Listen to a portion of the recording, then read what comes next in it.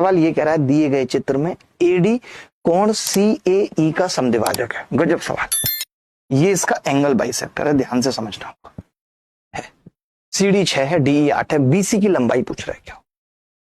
आप नहीं, आप भूल गए होंगे, कोई बात नहीं। जैसे जब भी एंगल बाइसेक्टर देता है तो हम समझ जाते हैं कि यार ये एंगल अल्फा है तो ये भी अल्फा होगा, ये तो मानते हो। मैंने कहा अगर ये एंगल बीटा है और ये टेंजेंट है तो अल्टरनेट सेगमेंट थ्योरम से ये भी बीटा होगा।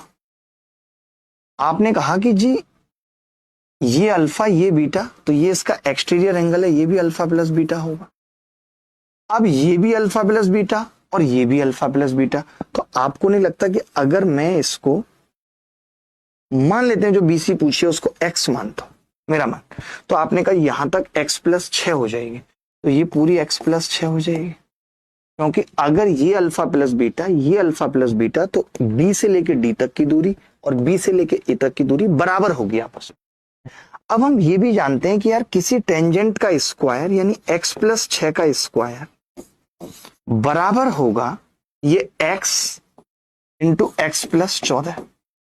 अब आप चाहते तो यहां से ऑप्शन से भी कर सकते थे, वैसे तो जरूरत नहीं है, सीधे स्क्वायर खोलना है। x square plus 36 plus 12x बराबर x square plus 14x। Korea का बच्चा भी बता सकता है, x स्क्वायर से x स्क्वायर कट गया, 14x में से 12x घटेगा, x आ जाएगा 18। यही सवाल का उत्तर था। BC पूछा था, BC कितनी है? 18। अच्छा सवाल था। हमने क्या लगाया इसमें? PT स्क्वायर बराबर PA इंटू PB, पढ़ा होगा ये तो आपने। बस इसमें एक जो कमाल की बात थी वो यही थी कि इन दोनों को इक्वल करना था, और ये दोनों इक्वल होने के लिए हमें अल्टरनेट सेगमेंट थ्योरम और एक्सटीरियर एंगल थ्योरम पता होना जरूरी था।